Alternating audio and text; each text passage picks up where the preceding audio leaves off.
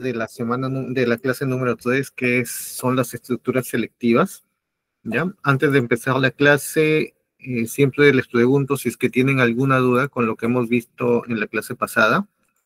En caso de que lo tengan, es el momento para que ustedes vayan haciendo las consultas del caso. ¿Ya? Como les digo, les he dicho en todas las clases, es necesario que ustedes indiquen si tienen alguna pregunta referente al tema pasado, si algo no se entendió.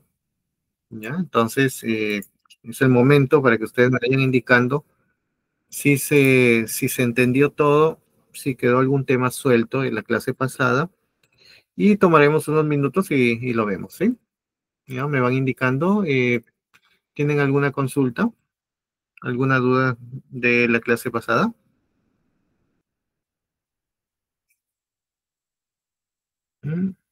Si no Todo tienen bien, audio, si no tienen audio, igual yo estoy atento a los chats que envíen, así que igual vamos a estar viendo todo lo que indiquen, ¿bien?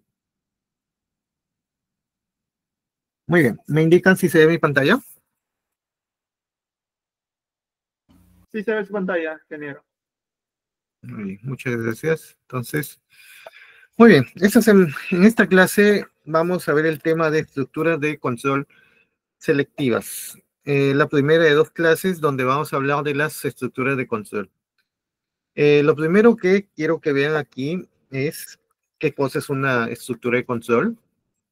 Y bueno, en sí son porciones de código, ¿ya? Líneas de código que van a permitir que nosotros agreguemos diferentes instrucciones que nos permiten que nosotros pongamos bloques de código que a su vez se ejecutan solo si se cumple una condición dada, solo si es que hay unas condiciones que se van cumpliendo paso a paso, ¿no?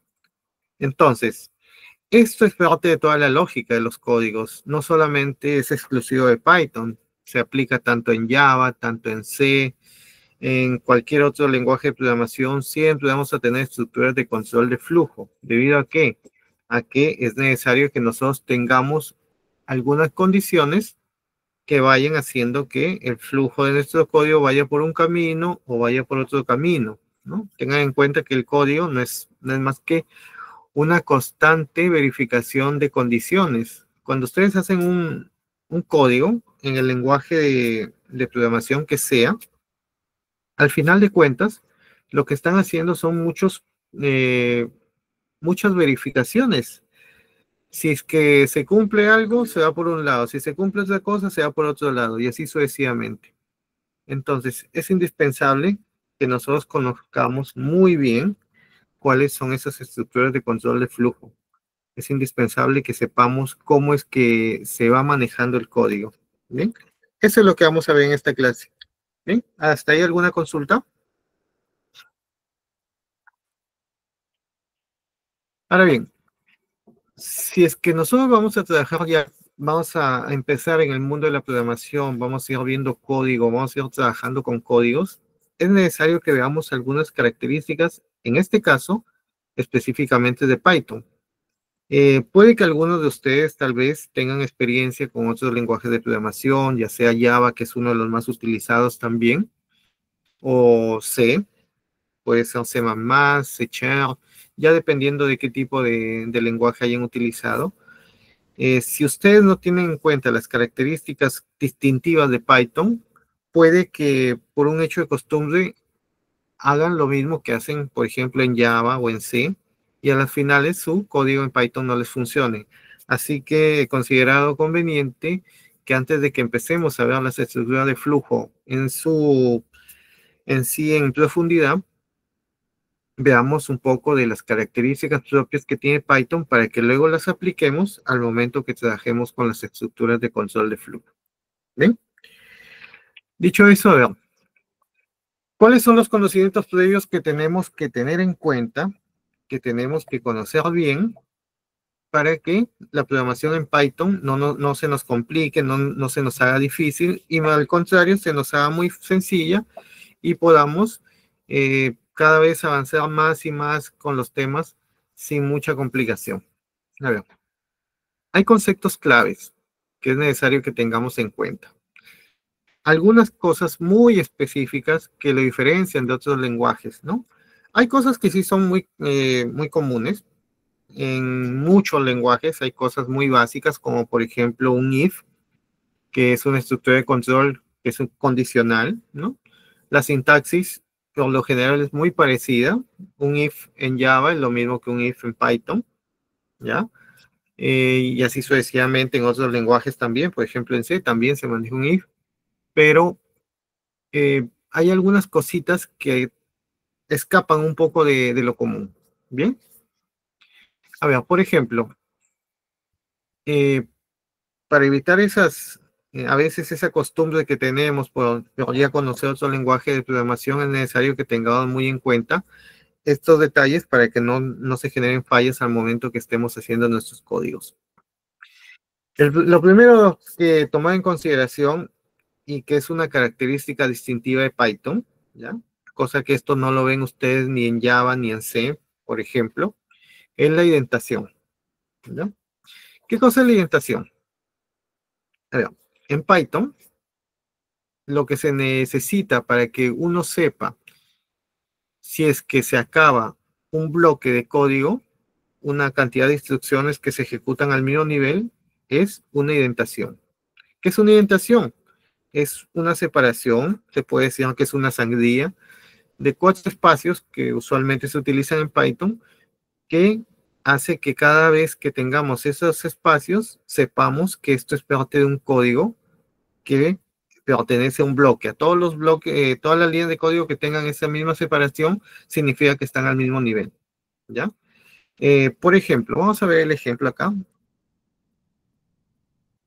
En Visual Studio Code. A ver, veamos. Si vemos este ejemplo aquí, ¿qué es lo que yo veo? Veo que aquí tengo una línea de código, acá tengo una estructura de control y veo que todo lo que está dentro de esa estructura de control tiene una separación, ¿no? Ahí están los 4 espacios, 1, 2, 3, 4 espacios en blanco, 1, 2, 3, 4 espacios en blanco. Si yo quiero acá, por ejemplo, que me genere más cosas, digamos, pongámosle aquí, es un conejo 1, es un conejo 2, es un conejo 3, es un conejo 4. Ahora veamos. En esta estructura de control, si se cumple la condición, yo puedo entrar a esta zona. Y si es que llego a esta zona, voy a ejecutar todo este código. Y como Python se da cuenta dónde acaba, lo que van a ejecutar simple, si es que ya no está al mismo nivel de indentación, significa que es otro bloque, ¿ya? Un ejemplo más sencillo, ¿no? Vamos a buscar por aquí unos ejemplos que tengo.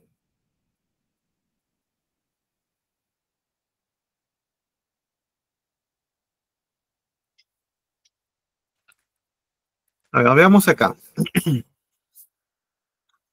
Por ejemplo, acá. Este if, que más adelante vamos a ver exactamente qué es un if, por ahora solamente por temas de la indentación. Si es que se cumple esta condición, nosotros ejecutamos estas dos líneas, ¿ya? ¿Qué pasa si es que tuviese una línea más abajo? Por ejemplo, acá una línea. Y que no está indentada.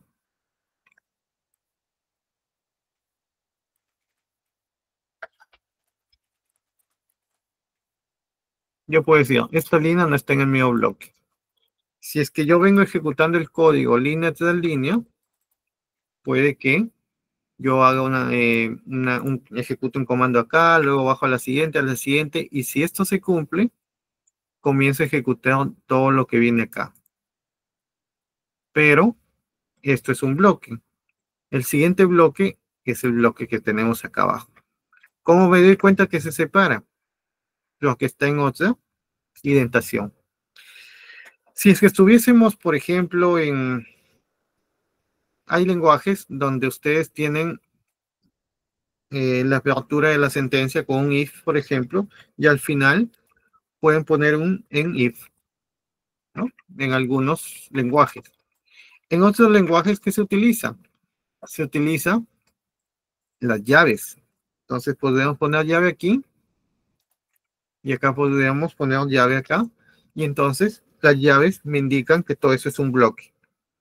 Entonces, en otros lenguajes utilizamos llaves para que se indique dónde empieza y dónde acaba un bloque, pero en Python no. En Python que utilizamos la indentación. Todo lo que está al mismo nivel significa que es del mismo bloque. Si se va a otro nivel, o sea, se va unas líneas antes o unas líneas después, significa que está después de otro bloque, ¿sí? A ver, ¿qué nos indica Alicia? Que no se ejecuta nada. ¿En qué no se ejecuta nada?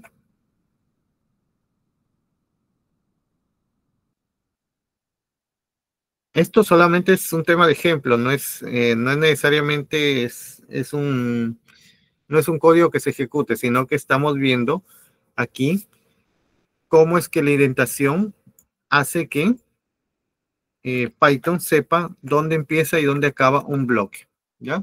Como les decía, Python depende de la indentación para que sepa dónde está el código, dónde empieza un código y dónde acaba un código. Eh, Cuando no hay indentación no significa que no se ejecute, sí se puede ejecutar todo, pero Python, si ve que no hay indentación, ¿qué pasa? Pasa que piensa que todo es un mismo bloque y te ejecuta todo completamente. Y eso puede que dañe tu lógica. Si tú has puesto tu lógica para que solamente se ejecute un bloque en caso de que se cumpla una condición y no lo has indentado, o sea, a las finales Python te lee todo, lo que piensa que todo está al mismo nivel. ¿Ya? Por ejemplo, veamos aquí. Si yo pongo la condición, si yo pongo acá la condición de que si sea verdadero esto, se ejecute esto. Vamos a ponerle aquí una variable, ¿no? Sí, variable, o sea, si la variable es verdadero o falso, ya. Si fuese verdadero, entraría acá, imprimiría esto, y luego pasaría lo de acá. Vamos a poner acá de una vez, vamos a poner aquí variable, igual a true, ¿ya? Ponemos que variable es igual a verdadero, y acá abajo vamos a poner, si la variable ejecuta esto de acá. Entonces, ¿qué pasa ahí? Si es que yo ejecuto esto, Python me decía, empieza por acá, evalúa, dice, ah, ya, tu variable es verdadero. Entonces vienes acá, si es verdadero, hace esto, esto y esto. ¿Ya? Entonces ejecutamos aquí esto, para que veamos.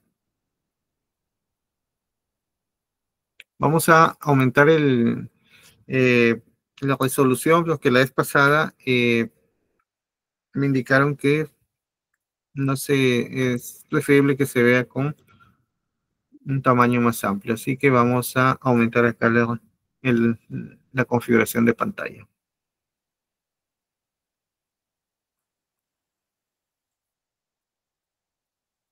Listo, me parece que ahí ya se ve un poco más amplio, efectivamente se ve un poco más amplio. Entonces, vamos a ver acá. ¿Qué sucede si es que ejecutamos esto? ¿Ya? ¿Qué es lo que sucede? Sucede lo siguiente, ¿no? Vamos a poner aquí en esta pantalla para que no se vea tan pequeño. Sucede que viene aquí, ¿no? Dice, está dentro del bloque if, se imprime esto, luego se imprime esto y se imprime esto. Si se dan cuenta, se está imprimiendo cada una de las líneas. Porque esto es verdadero. Si esto fuese falso, vamos a ver qué pasa cuando es falso. Vamos a limpiar ahí. Vemos que no me ejecuta ni esto ni esto, los que están fuera del bloque. Pero sí me ejecuta esto que está fuera del bloque. ¿Qué pasa si aquí le doy una indentación a esta línea, que no debería estar en el bloque? Miren, esta línea no debería estar en el mismo bloque, pero la he puesto en el mismo bloque y nuevamente ejecuto lo que tenemos. ¿Lo vean qué pasaría ahí? No hace nada, bloquea, porque como es falso no entra a ningún sitio. Entonces, este if se mantiene mientras el código yo lo tenga al mismo nivel, indentado. Basta que esto se mueva, salga la indentación y vemos ahora sí que Ya si se imprime la última línea, es lo que salió del bloque que estaba con la variable falso. ¿No? Es más que todo en líneas generales para que lo vean. No es, más adelante vamos a hacer un poquito, vamos a explicar cómo es que funciona el if, el if, else, el while y muchas más funciones, ¿ya? Pero aquí más que todo es para que se dé la idea de cómo es que funciona la indentación. Entonces, ¿para qué sirve la indentación? Es fundamental en Python, ya que nos indica prácticamente dónde empieza un código, dónde empieza un bloque de código. Todas aquellas líneas que tengan la misma indentación significa que están en el mismo bloque de código. A medida que nos vamos metiendo en los bloques, podemos tener indentaciones que van aumentando, pero eso solo significa que están más adentro del código, ¿ya? En resumen, lo que ustedes tienen que tener en cuenta es que tienen que siempre mantener el código alineado. ¿Sí? ¿Para qué? Para que eviten problemas, más que todo, de indentación que haga que Python interprete mal un código, que piense que un código que ustedes han puesto está en un bloque que no corresponde. Es necesario que siempre tengan bien alineado su código. Sí, te escucho, Caleb. Profe, dos consultas. Con el tema de la indentación, las indentaciones son creadas con espacios, o sea, porque queda un espacio ahí entre el número y entre digitar los dígitos. Ujú. O sea, se queda con espacio. Sí, efectivamente, en Python la indentación la trabajamos con 4 espacios en blanco, ¿ya? Ya. Es justo lo ¿Solamente que... 4 o hay más espacio cuando se pone más, hay error o algo? no, lo que pasa está en que si tú utilizas 5, tienes que Ajá, utilizar 5 en todos los todos los espacios demás. para que lo interprete bien, ¿ya? Ya, Pero por estándar cuatro. empleamos 4 espacios en blanco cada vez que queremos delimitar una indentación, Ya, profe. Exacto. ¿ya? Entonces, como les decía, la indentación es el espacio en blanco al comienzo de una línea de código, ¿ya? En Python se utiliza para indicar bloques de código, como les estaba indicando. Cada vez que están alineados a una indentación, significa que todo eso que está alineado es parte de un mismo bloque de código, ¿no? Por ejemplo, las funciones, cuando tenemos funciones, queremos que las funciones estén alineadas, ya sabemos que la indentación es lo que va dando las alineaciones. Dentro de las funciones, dentro podemos tener bucles, podemos tener estructuras de condición, como por ejemplo el if, el while, el for y todo lo demás. No se olviden que cada indentación significa un bloque. Si tenemos bloques que están mal metidos, ya saben que son los que se van ejecutando al final, ¿no? O sea, primero son los bloques al inicio y luego se va manteniendo una jerarquía desde fuera hacia dentro, ¿no? Los que están afuera son los que se van ejecutando primero, los que están adentro se ejecutan al final. Ahora, como les decía, en otros lenguajes como Java, como C, eh, se puede escribir el código sin necesidad de espacios, y si ustedes ponen espacios es indistinto. Por ejemplo, en Java, ustedes pueden escribir su código en Java y da lo mismo si es que ustedes les ponen espacios o no le ponen espacios. No les afecta absolutamente en nada. En lo personal, yo sí trato de poner siempre espacios, cosa que así me voy guiando, voy viendo cuál es el código inicial, luego dónde va avanzando, y a cada función le voy poniendo sus espacios para que se delimite las líneas de código que van dentro de una función o no, ¿no? Pero en Java no te obliga. Si tú quieres ser ordenado, lo haces. Y yo les aconsejo a todos los que programan, por ejemplo, en Java, que cuando tengan que hacer su código siempre sean bien ordenados para que sepan dónde van acabando los bloques, colocándole siempre su espacio correspondiente, ¿no? Pero no es obligatorio. Si te olvidaste, no pasa nada. Si es que en Java, por ejemplo, pusiste un espacio de más, no pasa absolutamente nada. En Python, la cosa es totalmente diferente. Si es que tú colocas una indentación y luego la cambias, le pones más o menos espacios, eso puede hacer que tu código no se interprete bien y a las finales te salen fallas, ¿ya? Así que tienen que ser consistentes. Si ustedes utilizan el estándar de 4 espacios para una indentación, tienen que seguir utilizando 4 espacios. Por ejemplo, acá, si yo estoy utilizando, como les digo, los 4 espacios para que eh, se delimite cada indentación, no sería válido que luego, por ejemplo, use 6. Y es más, aquí en el Visual Studio Code, automáticamente yo pongo más espacios y miren cómo se ve. Automáticamente me indica ahí, me sale esa línea que me indica que hay algo malo, ¿no? Y si pongo mi mouse ahí, ¿qué me sale? Unexpected indentation. ¿Qué significa? Que la indentación no se esperaba. ¿Ya? Entonces, aquí, ¿qué es lo que tienen que hacer ustedes? Sean consistentes. Siempre que utilicen indentación, utilícenla con la misma cantidad de espacios. Si es que yo acá utilizo 6, ya se me va la falla. ¿Pero qué? Pero que Python dice, ah, bueno, estás utilizando 6 espacios. Ya, bueno, vamos a utilizar 6 espacios siempre. Pero si, por ejemplo, acá yo utilizo 6 y acá abajo utilizo 4, ¿qué pasa nuevamente? Me dice, oye, está mal tu indentación, pero que no es consistente, ¿no? Estás utilizando por acá, estoy utilizando 3 espacios, por acá estoy utilizando 6 espacios, entonces no hay consistencia. O utilizo la misma cantidad de espacios para todos, o de preferencia, para que no se compliquen, utilicen solamente 4 espacios para cada indentación, que es lo que se establece comúnmente. ¿Sí? A ver, hasta ahí. ¿Tienen alguna consulta?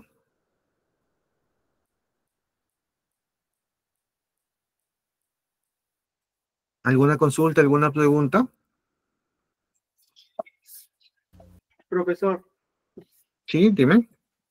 disculpe, ahorita he visto que he hecho el ejemplo en Visual Studio Code. Visual Studio Code, pero ¿es lo mismo hacerlo en la página que dio en la primera clase Colab de Google? Hagamos la prueba en todo caso, ¿no? Ya saben que si es que no tienen el ambiente local, como lo explicamos en la primera clase, nosotros nos podemos ir a Google Colab, ¿ya? Simplemente Colab de colaboración, de ahí les sale Colab Google y van a Colab. ¿Qué es lo que tenían que hacer ahí? Tal como se explicó nuevamente en la primera clase, ustedes van a, aquí ya me aparece directamente mi ambiente, ¿sí? Así que vamos a ir a la pestaña de código. Y aquí, por ejemplo, voy a poner esto, ¿no? Un if. Vamos a hacer el mismo ejemplo, ¿no? Vamos a hacer el mismo ejemplo y vemos qué pasa. Ponemos variable, una variable cualquiera, la defino como false para que no pase por ahí. Luego pongo un if, variable, ¿no? Y acá le pongo, miren, automáticamente cuando en Colab yo doy un salto de línea con una estructura de control, en este caso con un if, automáticamente me está dando una indentación. En este caso de 2 espacios. Y no hay problema, porque como les decía yo, si utilizo acá 2 espacios, ¿es válido? Sí, pero siempre y cuando siga utilizando 2 espacios para los demás. ¿Ven cómo se va la falla ahí? Automáticamente en Colab, como le digo, no es obligatorio que utilices 4 espacios. Es lo que se estipula. Pero aquí en Colab, por ejemplo, ya estoy colocando aquí, hago mi salto de línea y automáticamente me manda una indentación de solamente 2 espacios. ¿Ya? Pero es válido. Por ejemplo, acá, línea 1, sigo bajando y me sigue mandando con la misma indentación. ¿Se dan cuenta? O sea, me manda la misma cantidad de espacios. Acá tengo que retroceder para...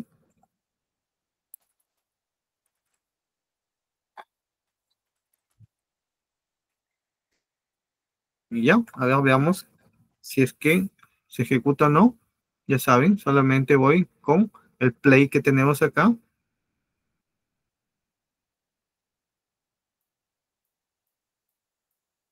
Ya, no se olviden que para utilizar Colab tienen que utilizar su mail, ¿ya? Así que sí o sí tienen que hacerlo con su cuenta.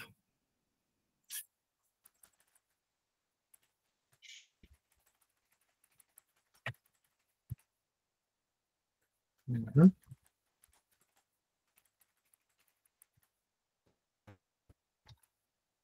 No tengo mi acceso en este momento. Denme un segundo para verificar acá accesos.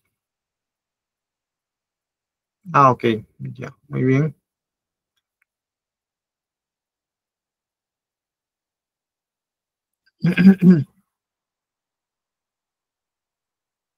Vamos a usarlo acá donde sí tengo el Colac ya instalado. Bueno, no he instalado, sino yo tengo sesión acá abierta.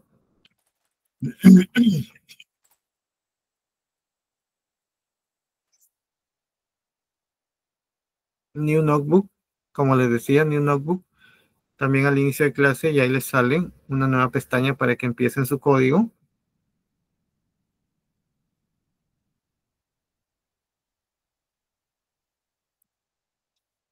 Vamos a copiar código, como les dije acá. Vamos a copiarlo directamente de Visual C, que es lo mismo, o sea que da igual.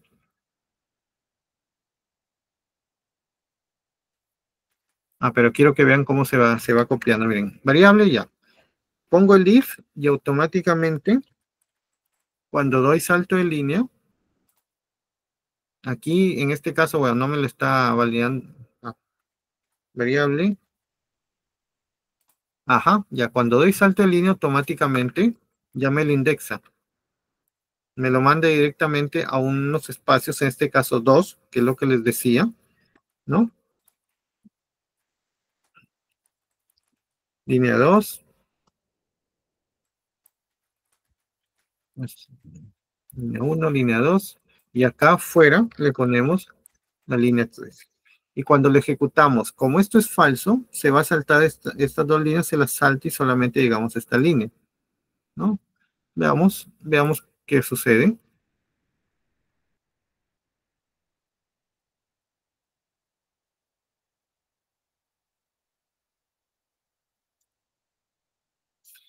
Como les decía, una de las desventajas de Colac es que es lento a comparación de que ustedes lo hagan en su máquina, ¿no? Y claro, miren lo que pasó acá, solamente ejecutó línea 3. Y efectivamente estaba bien. Si es que yo acá le pongo true, me van a salir todas las líneas, lo ejecuto, ya tenemos línea 1, línea 2, línea 3. Es lo mismo, ¿ya? Como les digo, acá en Colab, ustedes se han dado cuenta que la indentación solamente son dos espacios, debido a que por cuestiones de visibilidad no es bueno que haya tanto espacio, porque si tú pones código que está cada vez más metido, vas a tener que moverte 4 espacios a la derecha cada vez que estés subiendo de nivel. Pero acá en Visual Studio Code, como eso no le interesa, utilizamos los 4 espacios que se suelen utilizar en el código común. ¿Sí? A ver, ¿tienen alguna consulta con eso? Quedó claro, muchas gracias. Ujú. Bien, entonces, convenciones de indentación, lo que les estaba indicando. Se suele utilizar 4 espacios. Colac, como ven, solo utiliza 2, pero es por un tema de visibilidad. Para que el código no se te vaya muy a la derecha, solamente te pone 2 espacios. Ustedes pueden utilizar 2 espacios en su código también, pero no se olviden, si utilizan 2, siempre tienen que utilizar 2 espacios para que sea consistente el código. ¿Ya? Una falla común que tienen los alumnos es que en vez de utilizar espacios, a veces utilizan tabulaciones, ¿ya? Si yo utilizo espacios, voy avanzando de uno en uno, así como cuando ustedes están tipeando algo, ponen espacios, avanzan de uno en uno. Pero cuando utilizamos tabulaciones, ¿ya? Vamos a ponerlos aquí al inicio de página, en la línea 8. Si yo utilizo la tecla Tab, que ustedes ven en su teclado, encima de la tecla que dice bloque mayúsculas, cuando utilizan Tab, ¿qué se ve? Se ve que también se mueve 4 espacios, ¿no es así? Pero miren la diferencia. A veces, utilizar Tab en algunos procesadores de texto, si ustedes lo hacen en Visual Studio Code, no hay problema. Visual Studio automáticamente detecta que el tag que le estás colocando es equivalente a los 4 espacios que se utilizan para indicar que el código pertenece a un bloque. ¿Bien? Pero en algunos procesadores de texto, como por ejemplo el Sublime o el Notepad, vamos a ver por acá el Sublime para que lo vean. Dependiendo de la versión, a veces no lo toma. Por ejemplo, 1, 2, 3, 4, ahí tengo mis 4 espacios, y si es que los selecciono, se ven esos 4 puntitos, ¿no? Acá abajo, ¿qué voy a hacer? Voy a hacer una tabulación. Y si se dan cuenta, miren la diferencia que hay entre tabulación y 4 espacios en blanco. No sé si es que lo ven, aumentamos ahí el tamaño. En la línea 1 yo utilicé 4 espacios. Vamos a limpiar nuevamente. Miren, línea 1, 1, 2, 3, 4. Tengo 4 espacios porque avancé de uno en uno. Y en la línea 2 voy a utilizar una tabulación. La diferencia ustedes no la ven a simple vista porque los dos acaban en el mismo sitio, ¿no? Miren, parece que ambos están bien indentados, ¿no?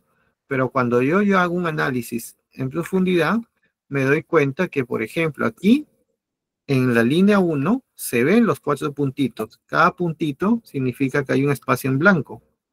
Ahí están los 4 espacios en blanco. Pero ¿qué sucede en la línea 2? Vemos una línea continua.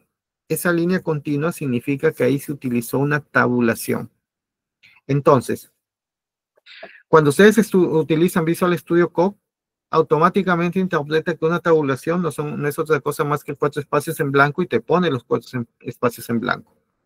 Pero si ustedes están haciendo un archivo de Python en un procesador de texto, como por ejemplo el Sublime, que te diferencia claramente entre espacio en blanco y tabulación, ustedes pueden tener problemas al momento que quieran ejecutar ese código que hayan hecho. ¿Ya? ¿Quedó claro ahí? Entonces, se aconseja que no utilicen tabulaciones, utilicen espacios en blanco. ¿Sí? A ver, ¿quedó claro eso? ¿Tienen alguna duda en cuanto a ello?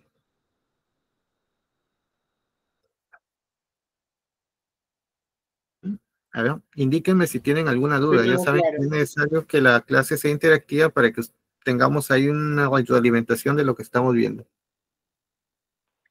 Todo claro. Sí, quedó claro, ingeniero. Ya, entonces, como les digo, acostúmbrense a utilizar los 4 espacios en blanco. Si utilizan Visual Studio Code, no se preocupen que ahí no sea el caso, pero en otros procesadores es posible que la tabulación a las finales acabe complicándoles el código. Muy bien, sigamos viendo más temas aquí de Python que tienen que conocer bien antes de que empiecen a hacer ya los códigos como tal, ¿no? Como les decía, es importante que eviten mezclar espacios y tabulaciones, ya que en algunos casos esto conlleva a que no se pueda interpretar bien su código y les salga una excepción de tipo indentation. O sea, basta que tenga una mezcla y ya no se entiende, el interpretador de Python no va a entender si es que son espacios, si es tabulación, si está el código en el mismo nivel o si es código que se va a otro nivel. Y ahí vienen las fallas, ¿no? Muy bien. Aquí, como les decía, lo que ya hemos visto, los ejemplos de indentación son estos que tenemos acá, ¿no? Una estructura de condicional con indentación. Aquí tenemos si la variable es true, imprimimos esto también. Y por acá tenemos una indentación de una función ya. La función saludo, en su primera línea, ¿qué hace? Imprime un hola mundo. Y luego entra un bucle por generado por un for que va dando vueltas del 1 hasta el rango de 3 y va imprimiendo 1, 2, dependiendo de cuántas veces tenga que dar vueltas, lo va haciendo. Y estas dos líneas, las que están en el número 10 y en el 11, se van a imprimir tantas veces como este bucle se lo indique, ¿sí? Pero la última línea solamente se imprime una vez ya que salió del bucle. ¿Ya? Entonces, aquí, por ejemplo, se ve con claridad que si esta última línea, la que está en el número 12, estuviese 4 espacios a la derecha, se estuviese repitiendo tantas veces como lo indica el bucle. Pero como está fuera, significa que solamente pasa una vez que finalizó el bucle. ¿Bien? ¿Se entiende ese ejemplo? ¿Alguna duda con ese ejemplo? ¿Mm? Si no tenemos dudas, pasamos a lo siguiente.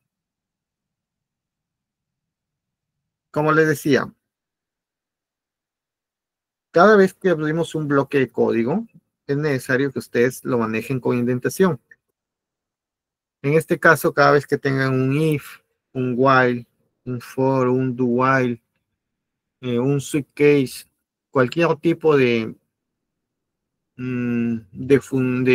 estructura de control que se maneje en Python, ya saben que va de la mano sí o sí con su indentación asociada para que se sepa hasta dónde el código se está aplicando, ¿ya? En el caso de que sea un for que tienes que hacer varias veces las mismas cosas, tú tienes que saber qué cosas son las que haces varias veces en bucle, ¿no?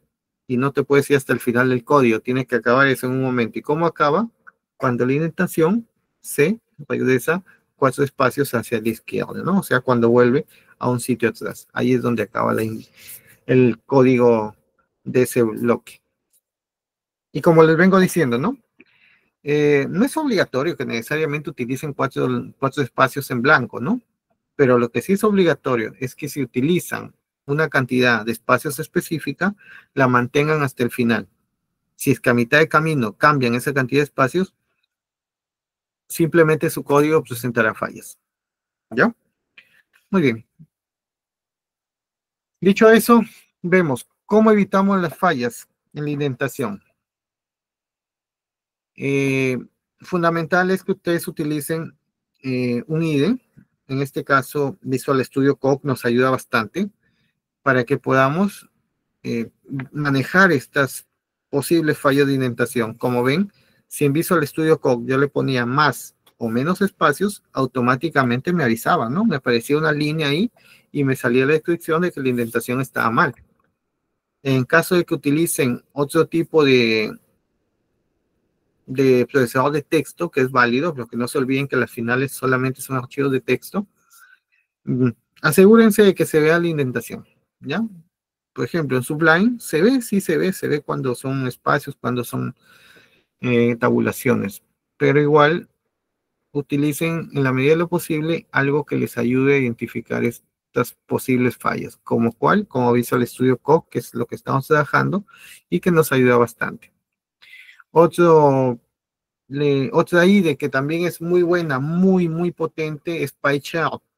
Lamentablemente PyChart es de pago, pero si tienen un mail que tenga el sufijo edu, por ejemplo, de alguna universidad, de algún instituto, de alguna institución educativa en general, ustedes pueden solicitar en la página de IntelliJ, que es la página de este consorcio, de este grupo que tiene PyChart y un montón de IDEs para diferentes lenguajes, que les den una licencia educativa de manera gratuita y es uno de los mejores IDEs que hay a la fecha para que ustedes trabajen.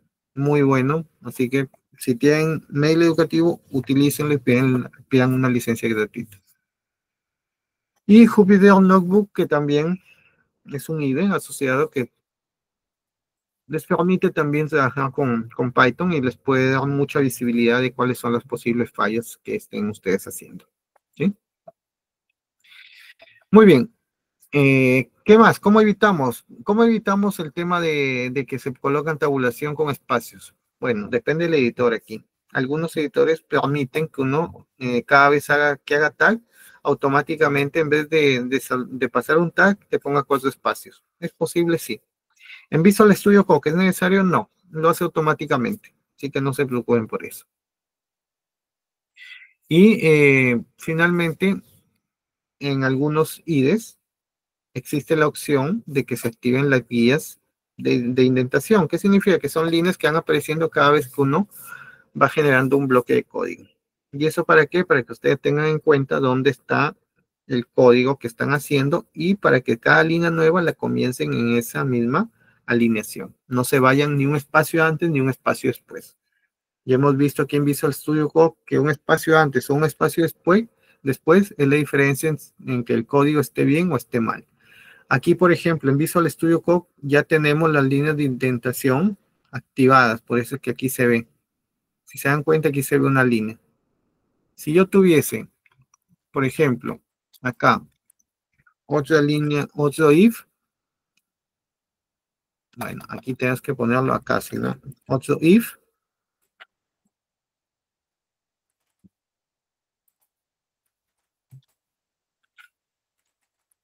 Como se dan cuenta, van apareciendo las líneas de indentación de manera automática. Así que aquí no es necesario que pongan nada, los que ya van apareciendo las líneas, ¿sí? ¿Qué pasa si es que yo me salto un espacio en esa línea? Automáticamente Visual Studio Code me indica que eso no está bien alineado y me indica dónde está la línea. La línea está un espacio antes, como para que yo le quite el espacio y ya tengo todo bien indentado. ¿Sí? Muy bien, hasta ahí tienen alguna consulta con la indentación. Los tics básicos para que ustedes eviten esas fallas son las que hemos visto aquí, ¿no? Entonces, ¿hasta ahí alguna consulta? En conclusión, ¿qué tenemos? Que indentación en Python no es una cuestión de estilo. Tampoco es una cuestión de orden visual, como puede ser en otro lenguaje como Java, como Visual, donde si yo hago mi código, yo digo, bueno, voy a ponerlo, este pedazo de código lo pongo a la derecha, este lo pongo a la izquierda, ya depende de no solo mi gusto, sino también de cómo quiero que más adelante el código se vea y yo lo pueda ir leyendo, ¿no? Es una buena práctica que ustedes siempre utilicen espacios, tabulaciones, para que el código se vaya alineando en función a lo que va haciendo, ¿no? Tengo un bloque de código que hace una cosa, lo mando a la derecha. Este pedacito de código está alineado, pero está dentro del primer código, lo mando un poquito más a la derecha y así sucesivamente. Es una buena práctica. En esos casos estamos hablando de más que todo un tema estético, visual, en Java, ¿no? Pero en Python no es así. En Python no es un tema de que se vea bonito, de que se vea ordenado, no. Simplemente es que si tú no pones los espacios como son, Java no te lee bien tu código y puede que no te lo interprete bien y entonces ahí salen las fallas. ¿Sí? Listo. Entonces, mantengan una indentación clara, coherente en todo el código, para que su código sea fácilmente interpretado y no tenga ningún tipo de falla en ese aspecto. ¿Ven? Otro punto fundamental que es necesario e indispensable que ustedes conozcan bien de Python antes de que empecemos a hacer código, ¿cuál es? El encoding. ¿Alguien tiene idea de qué cosa es el encoding? No, no, ingeniero, no entiendo este término. El encoding, a ver, como lo tenemos aquí en pantalla, trata del idioma en el cual tú estás escribiendo tu código, ¿ya? No en idioma español, inglés, no, eso no. No en los idiomas que manejamos nosotros, sino en los idiomas que las máquinas aceptan y reconocen. Por ejemplo, si ustedes utilizan un encoding, o sea, un código de caracteres que solamente se utilice, digamos, en Estados Unidos, ustedes podrán poner una ñ por ahí, una vocal con tilde. ¿Mm?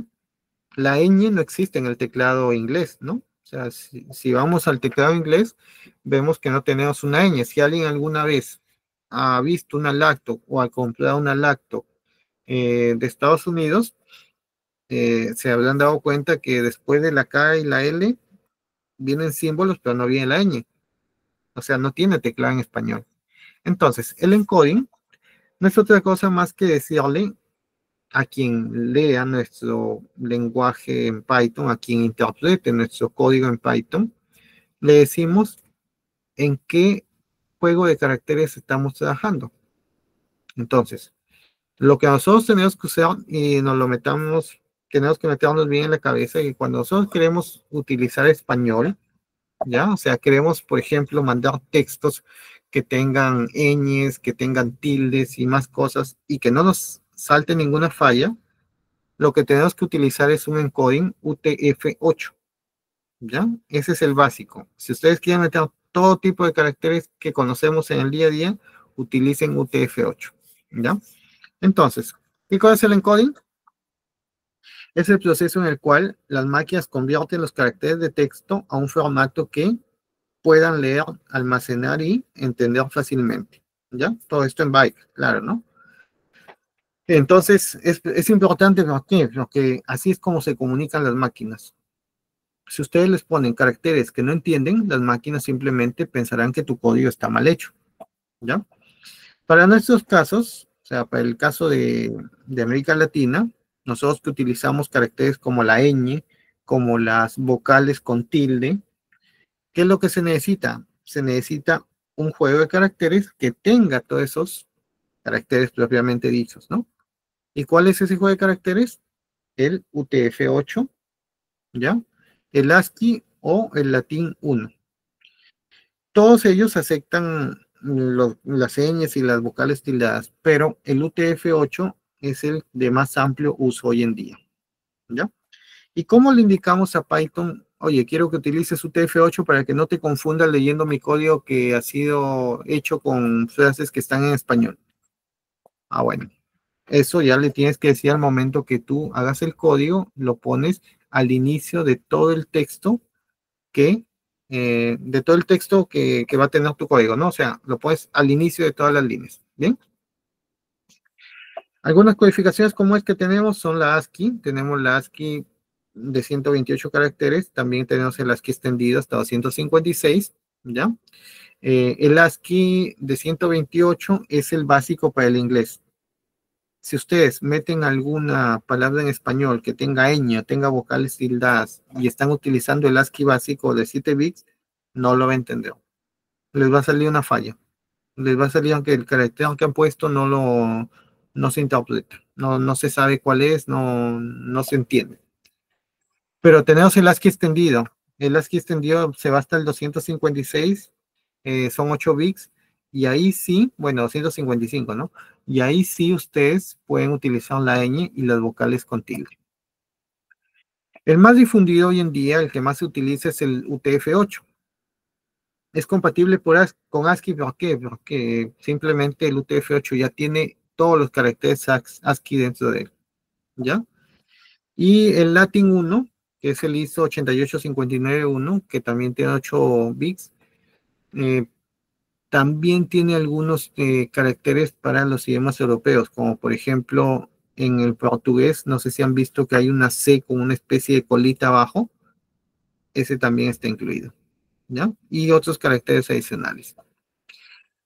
Bien, por defecto, para que ustedes no tengan problemas, ya Python utiliza el UTF-8, ya en las versiones desde la 3 en adelante.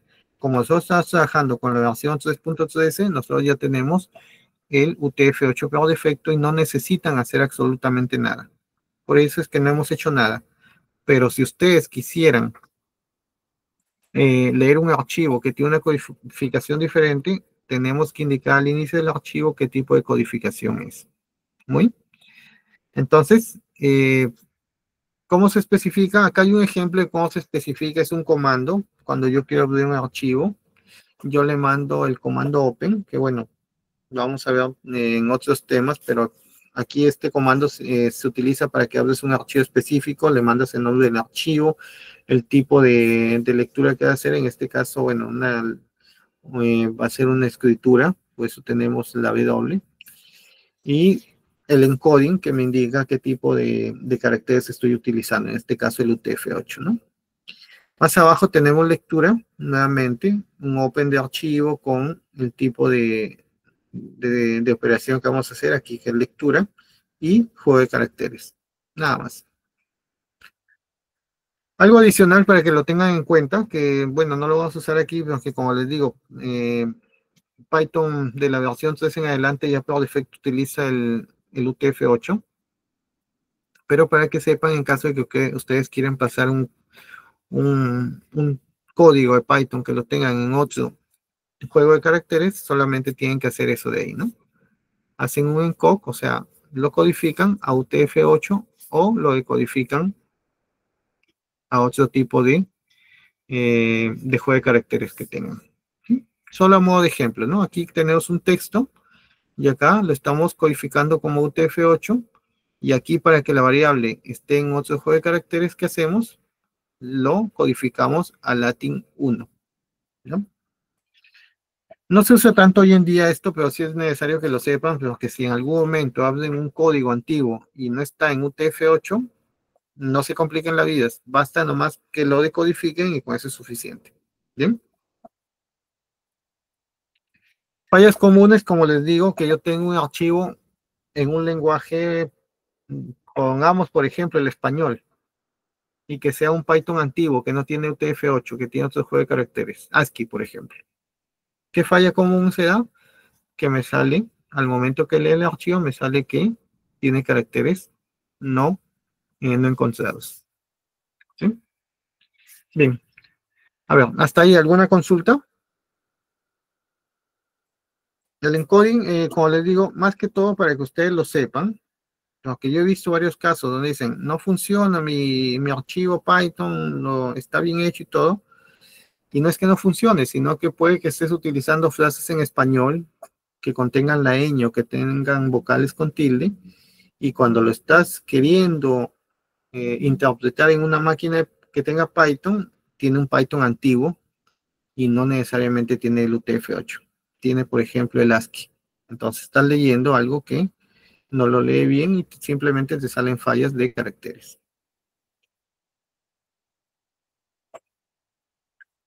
Muy bien. ¿Tienen alguna consulta hasta ahí?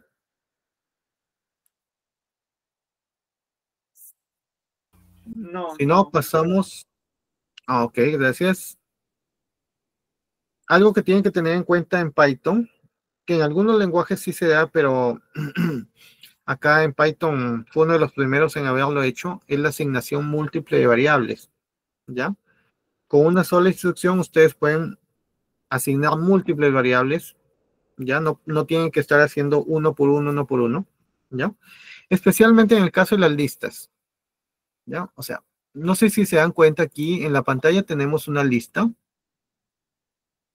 que es una lista donde tenemos, a ver, para puedes ir haciendo un ejercicio a ver si es que se acuerdan de los temas que hemos visto. A ver acá.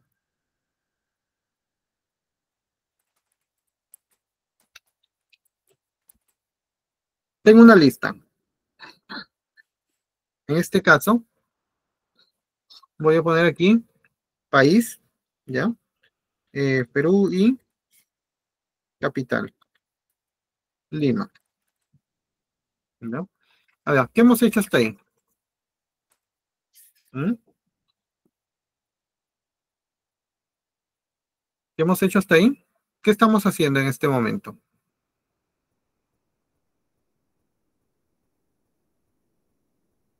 Lo que estamos haciendo, estamos definiendo una variable, lista, que es un conjunto de datos a las finales, ¿no? ¿Ya? Entonces, yo lo que puedo hacer aquí, si es que quisiera, sería, eh, digo, por ejemplo, miren, vamos a poner aquí, eh, vamos a poner esta variable var país. ¿Yo qué puedo decir aquí? Var país, ¿qué cosa es? Es lista y le pongo que es la lista en la posición 0. No se olviden, esta es la posición 1. Disculpen, esta es la posición 0, la inicial, y esta es la posición 1. Entonces, ¿qué estoy haciendo acá? Le estoy diciendo que la variable país es lista 0.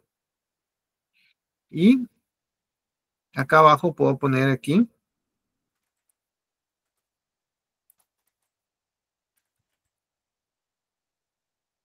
la capital igual a lista y le mando la posición 1. ¿Sí? Y acá abajo, ¿yo qué hago? Imprimir ver país y ver capital.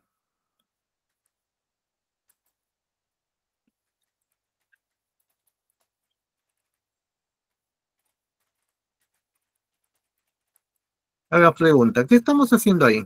A ver, ¿qué se lee en el código?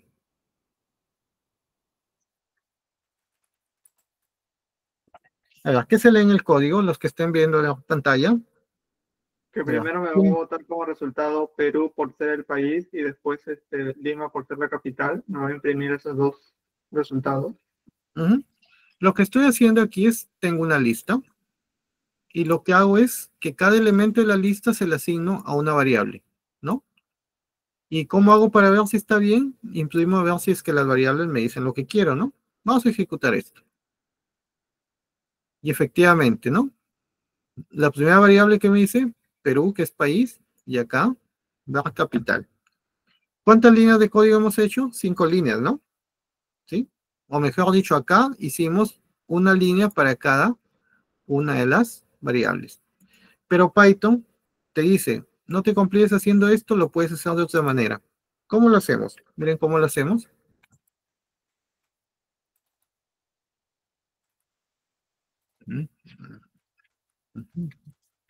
Vamos a comentar esto aquí para que no se ejecute.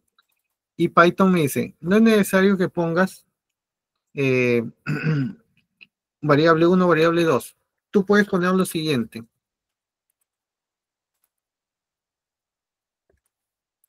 Ver país, coma, ver capital. Y esto los igualas a qué? Los igualas directamente a la lista que tienes. Miren, aquí como tenemos en el ejemplo. ¿Sí? Aquí en la línea 2. Digo, tengo ver país, ver capital, igual a la lista que tengo. O sea, ¿qué puedo hacer aquí? Igual a la lista. Listo. Y veamos, ¿se puede o no se puede? Vamos a limpiar esto, a ver si es que se puede. Y es más, vamos a poner aquí algo más específico. Vamos a poner así.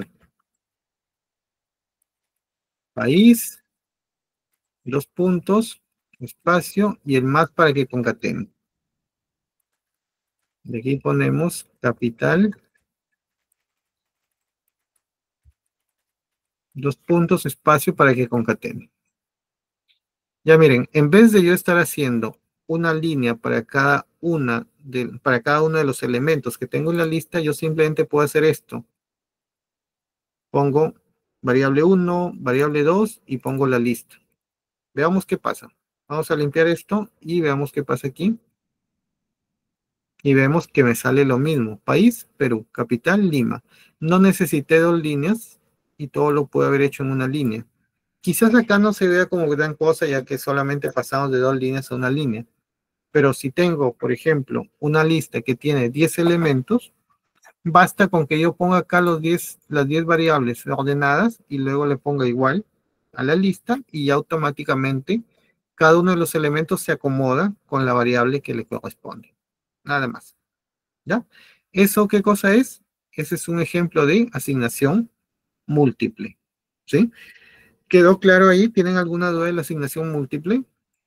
Hay algunos casos en donde es muy útil esta asignación múltiple, ya que no es necesario que estén dando vueltas leyendo una por una las variables, sino que automáticamente se ordenan las variables y se toma la data directamente.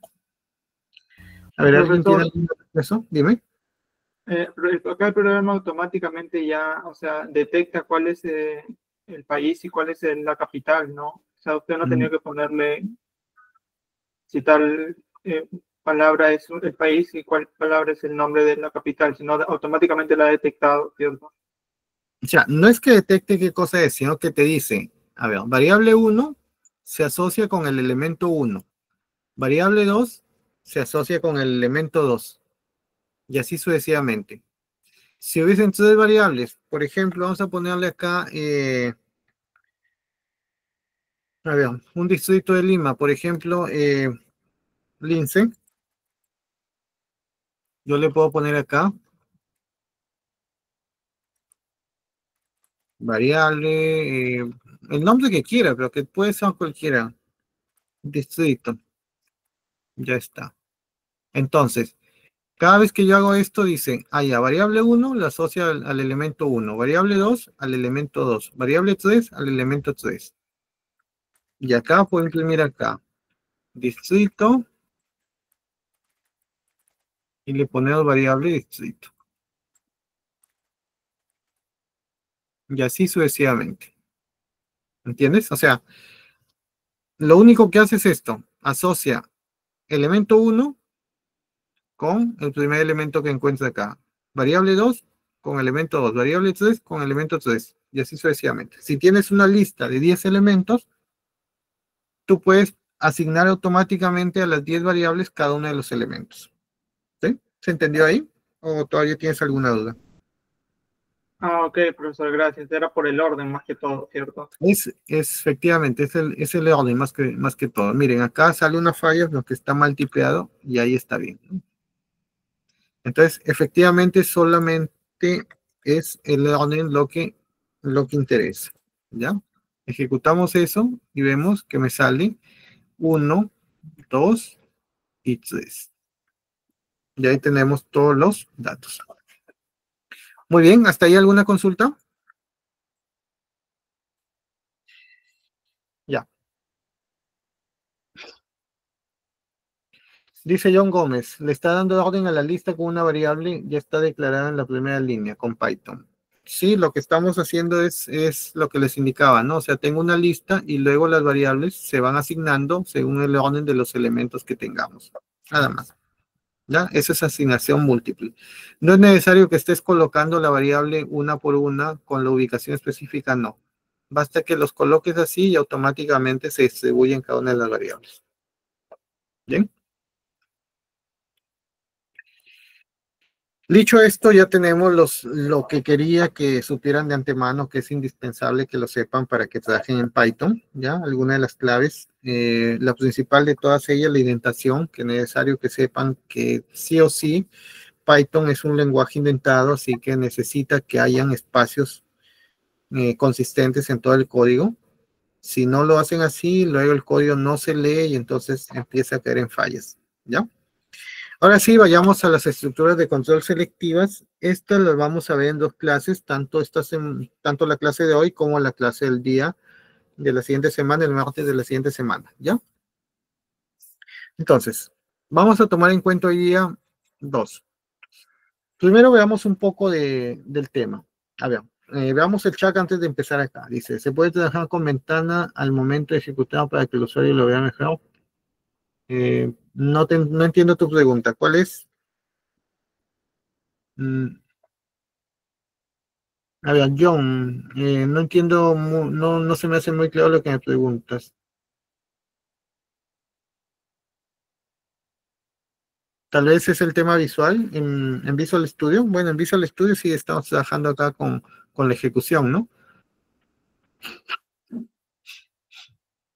A ver si es que lo defines un poquito mejor, a ver si lo entendemos ahí, para que quede claro para todos. Alicia, para incluir frases en variables también se puede usar fstring que se usa con llaves, nombre de variables. Sí, cuando estás utilizando, mira, por ejemplo, acá, si directamente, si en vez de hacer todo esto,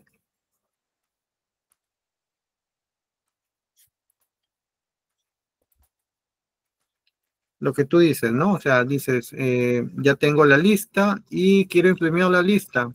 Basta que tú pongas lista nada más. Y aquí lo que tienes es esto de acá. A ver, vamos a limpiar esto. Ya. Bueno, acá no te lo jale directamente, en versiones anteriores sí, pero si tú puedes imprimir la lista directamente, sí. Eh, no es necesario que estés, vamos a poner el print lista. No es necesario que asignes variables. ¿Cuál es la diferencia acá? Mira, aquí efectivamente se ve Perú, Lima, Lince, ya. Lo que dice Alicia es claro, o sea, tú puedes tener la lista ya, tienes la lista y luego imprime la lista, pero hay un detalle ahí. Cuando yo estoy haciendo esto, simplemente estoy imprimiendo la lista, pero no estoy manejando variables. ¿Qué pasa si en el código yo necesito tomar el elemento 1, le hago un procesamiento de datos, luego tomo el elemento 2, proceso de datos, elemento 3 y al final mando el resultado de todo? Entonces, puedes imprimir la lista, sí, pero aquí es un ejemplo para que tú vayas jalando cada una de las variables sin necesidad de que definas una por una, sino que las colocas ordenadas y pones la lista y automáticamente se va cada variable según el orden que le hayas colocado. Nada más. Muy bien. A ver, pasamos pasamos a, si no hay más dudas, más preguntas, pasamos a lo que es una estructura de control selectiva. ¿Ya?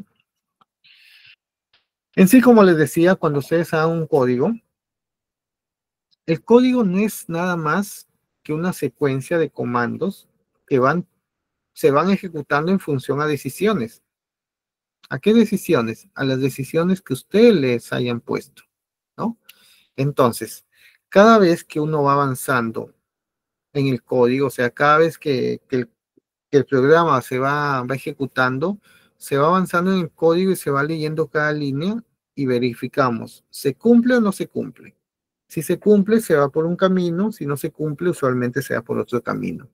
Eso en sí es el comportamiento eh, de todo programa que tenemos en lenguaje, ya sea Python, ya sea Java, ya sea el que sea, ¿sí? Eso es en sí el comportamiento de un lenguaje.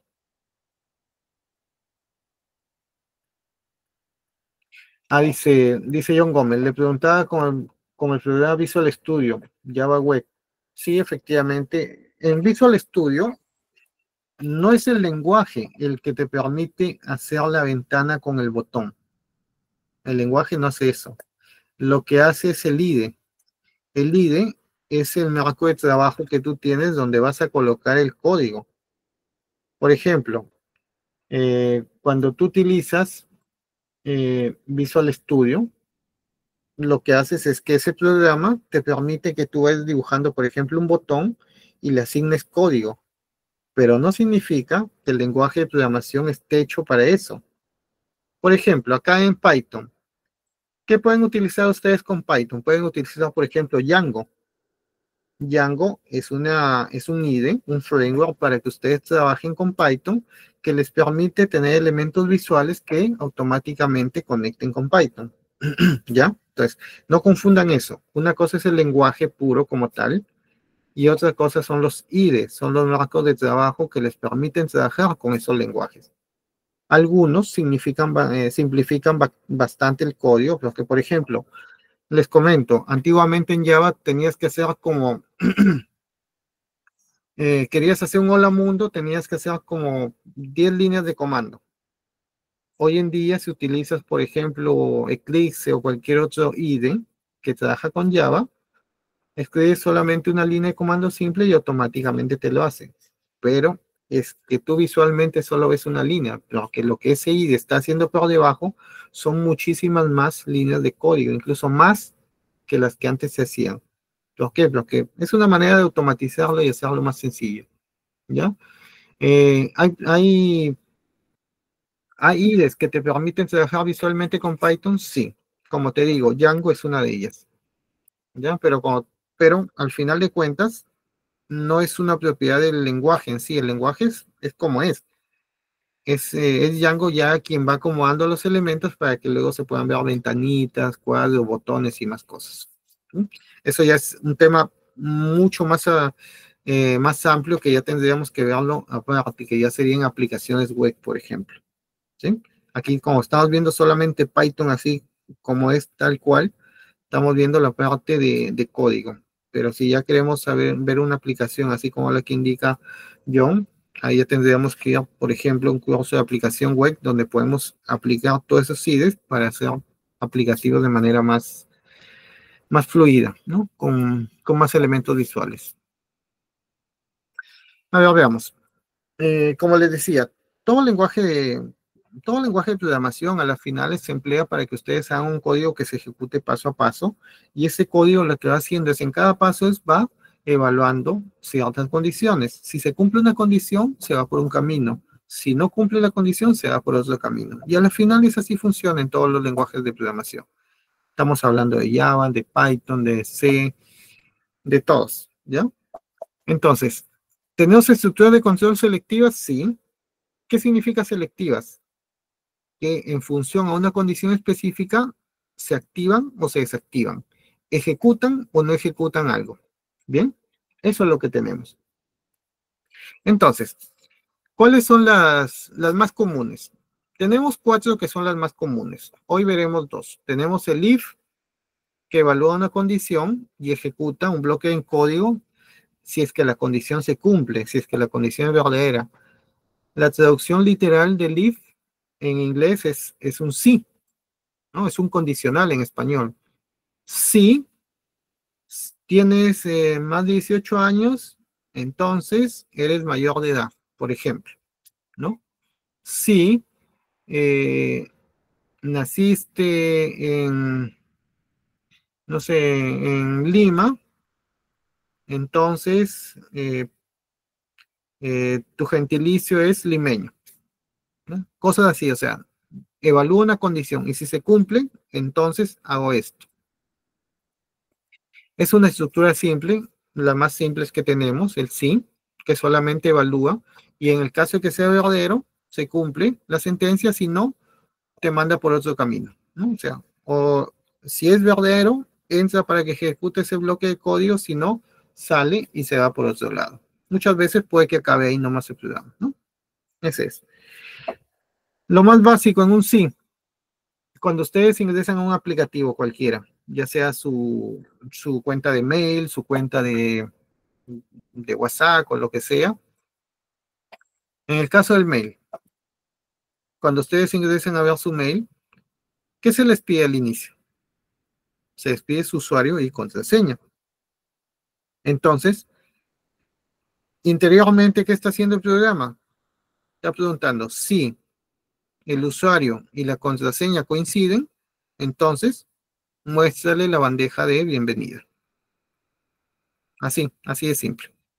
Así, entonces, en todas, absolutamente en todas las aplicaciones informáticas que tenemos, el sí es una de las estructuras de control selectivas primitivas, o sea, la más básica que hay. Es tan básica que es indispensable que exista en prácticamente todo software que tenemos hoy en día. ¿Ya? El sí prácticamente está en todo sitio. Ahora bien, tenemos el CELS, que es una extensión, el if con el if, que también lo vamos a pedir en la siguiente clase, y luego el MacCache, que vendría a ser el equivalente a un switch, que también lo vamos a explicar en la siguiente clase. Pero vayamos a lo que es, en este caso, el if, ¿ya? Como les explicaba, el if es una expresión lógica que si es verdadera, o sea, que si se cumple, ejecuta el código que viene a continuación, ¿ya? En este caso, ¿qué sucede acá? Sucede lo siguiente, que si es que yo veo, analizo que la condición está bien, se está cumpliendo, es verdadera, tengo toda una sentencia de códigos, tengo toda una lista de códigos que se van a ir ejecutando hasta el final. Así de simple. Como les decía, es la estructura condicional más básica que hay, tan básica que solamente nos permite que ejecutemos código cuando sea verdadero.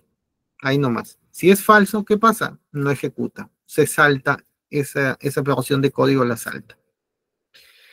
Como les digo, la ventaja que tienes que hacer una instrucción tan básica no te conlleva el uso de mucha memoria en la máquina. Es totalmente veloz de ejecutar y así no tienes problemas. Puedes poner diferentes if en tu código y esto no te baja la velocidad de procesamiento. Es una estructura, como les digo, tan básica y a la vez tan potente que no necesita mucho. Solamente le indicas la instrucción que quieres que se evalúe y si es que se cumple, ejecutas el código. La desventaja que tenemos, como todo en esta vida, o sea, todo tiene ventajas y desventajas, ¿no? El if es muy potente, muy veloz, muy simple, está en casi todo, efectivamente está en todo, diría yo.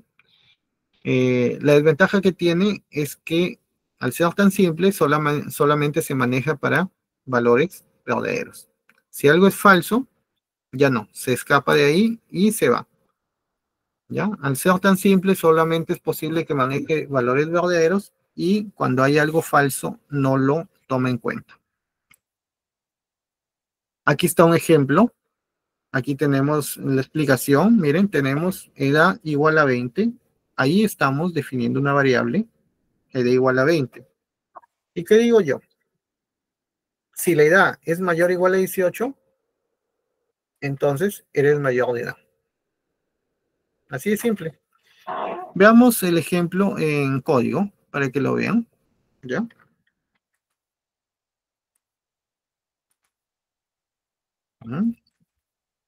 Vamos a poner acá, edad igual a 20. Ya saben que Python es un lenguaje que no es tipado, así que yo no necesito hacer declaración de variables, directamente las asigno, ¿ya? Y aquí vamos a poner if, y aquí pongo mi condicional, ¿no? Edad mayor ¿a cuánto? Pongámosle mayor a 18, mayor o igual a 18. Aquí viene la indentación, porque si yo quiero que se ejecute código dentro del div, le doy un espacio, ¿no? No se olviden de poner dos puntos. Si edad igual a 18, ya, automáticamente, incluso cuando yo ya pongo los dos puntos, miren, automáticamente Visual Studio Code, ¿qué hace? Me manda la siguiente línea ya indentada. Entonces yo digo, si edad es mayor o igual a 18, ¿qué sucede? Vamos a hacer una impresión de pantalla, ¿no? Ponemos aquí, eres mayor de edad. Tal como lo vimos, ¿no? Entonces, si yo ejecuto esto, la primera línea me dice edad 20. Y luego, si edad es mayor o igual a 18, ¿se cumple o no se cumple? Obvio, si la edad es 20, se cumple que es mayor a 18. Y por ende, entraríamos esta operación de código. Si lo ejecutamos, aquí vemos que me sale, eres mayor de edad, ¿no? Que es lo que habíamos visto. Ahora bien, vamos a poner acá una operación de código que está fuera de la indentación.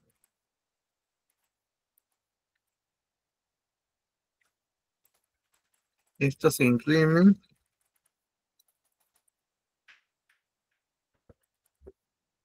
en todo caso. Mira, aquí estoy colocando este código para que se imprima en todo caso. ¿Qué significa? Que así se cumpla o no se cumpla la sentencia, este código siempre aparece, ¿no? Pero ¿qué es lo que está fuera de la condición? Aquí la condición me está obligando a que valide una edad. Pero como esto está fuera, esto siempre se imprime en todo caso, ¿ok? Y como vemos, ahí tenemos, eres mayor de edad, y luego esto se imprime en todo caso. ¿Qué pasa si la edad fuese 12 años?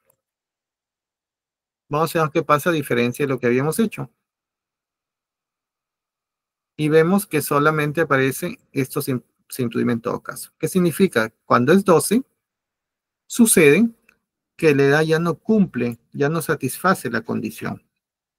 Y como no satisface la condición, ¿qué sucede con todo este bloque? Se omite. Entonces, el if es una estructura de control, la más básica que tenemos, que solamente ejecuta el código que tuviese dentro cuando se cumple la condición dada. Si la condición no se cumple, todo el bloque de código se omite y se va hacia las siguientes líneas de código que vienen después. ¿Sí? ¿Se entiende hasta ahí? ¿Tienen alguna duda con eso? Háganlo saber. Lo que esta es la base ya de empezar a codificar y es necesario que sepan bien esto. Que vayan entendiendo cuándo vamos entrando una condición, cuándo no entramos, cuándo omitimos el código. ¿Sí? A ver, cualquier consulta que tengan, háganla en este momento. Como les digo, esta es ya la parte fundamental y estamos entrando a ver condiciones de código y esto es lo básico. Es, en base a esto es que ustedes van a hacer códigos mucho más extensos y más complejos. Así que si entienden, si van entendiendo bien hasta aquí, vamos bien. Si tienen alguna duda, levanten la mano, ¿no? Para eso estamos. A ver, ¿algunos comentarios? ¿Alguien tiene comentarios del tema? No, ha quedado claro, ingeniero. Muchas gracias. Sí, hasta ahora creo que todo claro. Bien. Entonces, recapitulando, como les digo, el if es la es la estructura de control más básica, la más sencilla, solamente da pase al código que contiene si es que la condición se cumple, ¿ya? Y hasta ahí todo bien.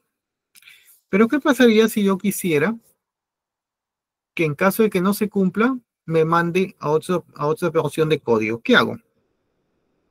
El if no me deja, ¿no? Lo que el if me dice, oye, solamente si se cumple, ejecuta esto. Si no se cumple, omite y pasa a lo siguiente, ¿ya?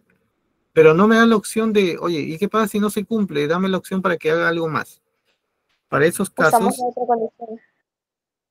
casos, efectivamente, ya tenemos la siguiente estructura, que ya es un poquito como una ampliación del if, ¿no? ¿Cuál es la estructura? El if else. Solamente que, ¿qué hace aquí? Le añade ese pedacito que le falta. Los que no se olviden que el if funciona cuando es verdadero. ¿Y qué pasa cuando es falso? No hace nada. En cambio, en esta condición, en esta estructura de control, lo que tenemos es que si no se cumple, no se va a la siguiente operación de texto, sino que te da la opción de que tú le pongas un texto, un código adicional que en caso de que la condición sea falsa, la ejecute. Veamos este ejemplo. Edad 16. Si la edad es mayor o igual a 18, eres mayor de edad. Si no se cumple la condición, eres menor de edad, ¿no? Que es lo mismo que tenemos en el ejemplo anterior, solo que acá ya tengo una condición para que me mande a otro código cuando la respuesta sea falsa, ¿no? La respuesta a la condición dada. Solamente aquí complementamos este código colocándole el else. Nada más, ¿sí? Tal como lo teníamos aquí en el ejemplo, ¿ya? Nada más, solamente el else y nada más. Y le ponemos la parte del código que queremos que se ejecute. ¿Bien? Muy bien, no se olvide que también va de 2 puntos después del else, tal como el if. Y acá abajo, automáticamente Visual Studio Code, si se han dado cuenta, automáticamente me lo coloca al nivel donde tiene que ir la sentencia. O sea, está cuidando en todo momento de que yo esté utilizando una buena indentación. Bien. Y acá sería ponerle el mensaje distinto, ¿no? No eres mayor de edad. Y bien, acá si ponemos edad 12, siguiendo el código, yo digo, pongo edad 12, ok, llego a la condición. ¿Se cumple que 12 es mayor o igual a 18? No. Y como no se cumple, yo ya entro a la operación del código que corresponde al else. No se olviden que si acá hubiese más código, ¿ya? Imagínense que hubiese todo ese código acá, de diferentes cosas. Como esto está al mismo nivel por la indentación que tiene, significa que cuando sea no esta condición, se ejecutaría todo lo que viene hasta acá. ¿Ya? No se olviden de eso. O sea, es necesario que tengan en cuenta que cada vez que ustedes alineen el texto, el bloque se mantiene hasta donde la alineación escapa de, o sea, o bien se vuelve hacia atrás o bien hacia adelante. ¿Ya? Entonces ejecutamos esto, limpiamos esta pantalla, ya saben, comando clear le limpia la pantalla y ejecutamos acá. Y como verán, ¿qué sucede? Efectivamente, 12. ¿Qué pasa con 12? 12 no es mayor o igual a 18, así que no hace esto, pero sí, como es falso, hace esto de acá. ¿Y qué te dice? No eres mayor de edad. Y como una vez que ya salí de todo este bucle, continúo con el código que viene abajo, que me dice, esto se imprime en todo caso. Y así sucesivamente. Entonces, a la estructura de control más básica, que era el if, ahora ya le añadimos un poquito más de potencia, dándole un camino adicional en caso de que la condición sea falsa. No se olviden que el if solamente funcionaba cuando era verdadero, ¿ya? Solamente me daba pase cuando mi condición era verdadera, pero aquí yo ya tengo dos caminos. Uno para cuando es verdadero y uno para cuando es falso. Y eso va ampliando mis posibilidades de manejo en el código. Bien, entonces, ¿quedó claro hasta ahí? ¿Tienen alguna consulta? ¿Algo que no les haya quedado muy claro? ¿Algo que les haya provocado confusión?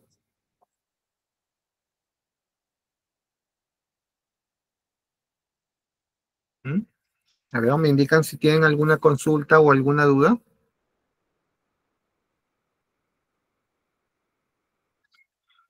A ver, recapitulando lo de la clase, como les digo, era necesario que viéramos todo el tema de los conceptos básicos, ¿ya? ¿Cuáles eran los conceptos básicos? Lo que teníamos que tener en cuenta para para el manejo del código, ¿ya? A veces uno deja de lado esto, pero es indispensable que los alumnos lo sepan desde el inicio, ¿no? Los conocimientos previos para que manejen Python con total soltura, con total claridad y conocimiento del tema, ¿no? Entonces, ya saben, la indentación importantísima en Python. En otros lenguajes no interesa, no es algo funcional. En Python sí es funcional. Cada bloque de código está en función al alineamiento que tengan las líneas de su código, ¿ya? Así que, ya saben, es totalmente funcional en Python. En otros lenguajes puede que no sea necesario. Es más, no es necesario. Por ejemplo, en Java es diferente, ustedes lo pueden colocar o no, da igual. En Python sí es indispensable. Ya vimos que era la indentación, cómo es que por conveniencia colocamos 4 espacios en blanco y no se olviden que para evitar fallas, tengan en cuenta utilizar siempre 4 espacios en blanco y no tabulaciones, que eso es lo que algunas veces puede que confunda a los alumnos. ¿Ok? ¿Ya? Luego, ¿qué más vimos? El encoding, que aunque muchos, hoy en día, desde la versión 3 en adelante, el código ya es, el encoding es UTF-8 por defecto, que se puede decir que es el que tiene mayor manejo, ya maneja mucha cantidad de caracteres de diferentes idiomas, entre ellos, por ejemplo, la ñ, las vocales con tilde, que en el idioma castellano que manejamos nosotros son válidas, pero por ejemplo no existen en el idioma inglés. ¿Ya? Entonces, en el ASCII, por ejemplo, el ASCII original de 7 bytes no contempla estos caracteres, hasta el ASCII extendido de 8 sí, pero es necesario que ustedes sepan muy bien que si alguna vez les sale una falla por encoding, solamente tienen que hacer la conversión de código y con eso más que suficiente. Les comento esto porque alguna vez he visto algunos programas que no ejecutaban, pero que no habían sido codificados bien. Pero bueno, solamente encoding UTF-8 y nada más. Y luego no se olviden también algo que es muy básico en Python y que es fundamental para que optimicen su código, es la asignación múltiple de variables. ¿Ya? No es necesario que en algunos objetos ustedes solamente estén señalando una por una las variables que tenemos, sino que ustedes pueden utilizar listas y las variables se asignan según el orden que ustedes han establecido. Variable 1 con el objeto 1 de la lista, variable 2 con el objeto 2 de la lista, variable 3 con el objeto 3 de la lista y así variable n con el objeto n de la lista. ¿Ya? Esto es fundamental ¿para qué? Para que tengan un orden establecido al momento que ustedes le dan variables y eso no les genere ningún tipo de problema más adelante. ¿Bien? Y luego, finalmente, las estructuras if y la estructura else, que son las dos estructuras de control iniciales que estamos estudiando, ya saben.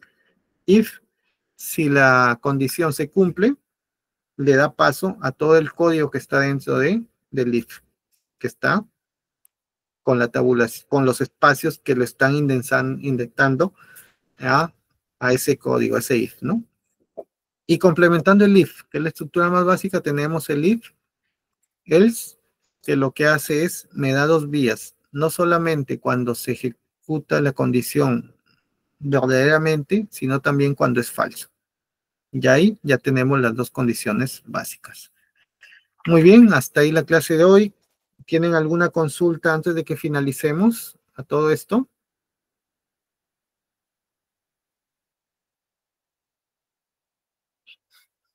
A ver, si La tienen clase ha alguna. quedado todo claro. Muchas gracias. Gracias a ustedes, ya saben, próxima clase igual vamos a ver consultas al inicio, pero si tuviesen alguna duda de esto, y si no, empezamos directamente la segunda parte de las estructuras de control, ¿sí? Muchas gracias a todos por la atención, nos vemos la siguiente semana.